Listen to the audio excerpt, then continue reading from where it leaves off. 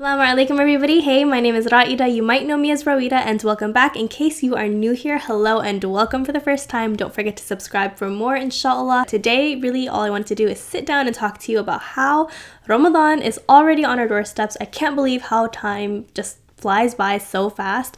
We are literally less than 1 week away from the first day of Ramadan, inshallah. So to prepare ourselves, I put together some tips because I know that it really helps sometimes to talk about what do you do when you want to prepare for Ramadan, because it is a journey, it is a very blessed month, and it is a month of spirituality, honestly, for a lot of Muslims. So first and foremost, my first tip for you to prepare for Ramadan is to set intentions. And I talk about this all the time. You'll come to see that in a lot of my videos. I talk about setting goals, and it's just really important to have goals to keep you motivated, to keep you inspired, and to keep you moving forward. And what I like to say about goals are that they should build up on each other. So when it comes to Ramadan, maybe one of your goals is to finish the Quran throughout the month.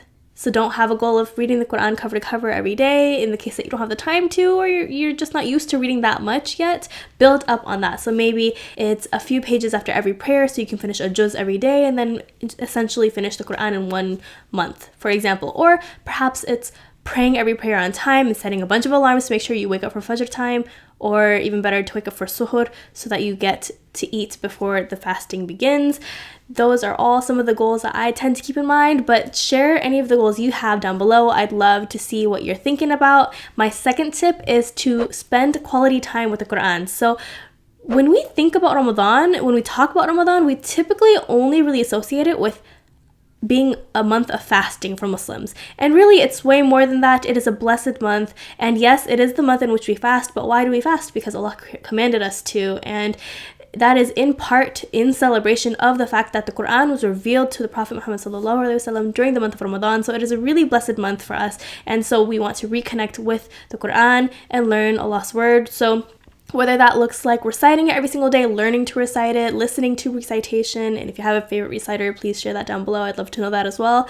Or perhaps learning the tafsir of the Quran, spend quality time with the Quran. My third tip is to get in the mood, get excited for Ramadan. That might look like putting up decorations, cleaning out the house, sending out greeting cards or flowers to loved ones or your neighbors, letting them know all about Ramadan, and just share your enthusiasm for the month. It is a blessed month to be celebrated. Why not let it be known in the world that it is a festive time for us as Muslims? When, for example, I'm living in America and all of fall is all about Thanksgiving and Halloween, and all of winter is all about Christmas. Guess what? It's all about Ramadan. Let it be known.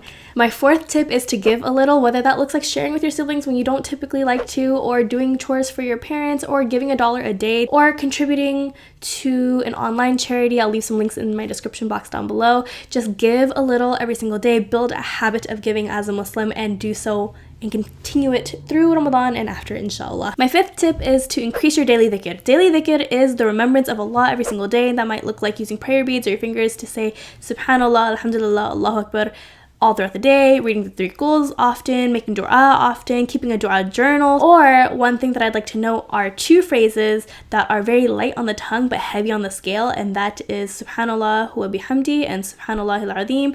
Repeat those throughout the day. My 6th tip is to disconnect. And this might just seem really simple to you, but it does wonders. There are studies that show that increased time on social media can lead to dissatisfaction with your life. Really, right now, what you want to focus on is filling and feeding the soul. Just limit the time that you spend on social media so that instead you can focus on reading Quran or listening to a lecture or spending time with loved ones and reconnecting with your community. Do that instead. Feel fulfilled in other ways. Disconnect for a little bit.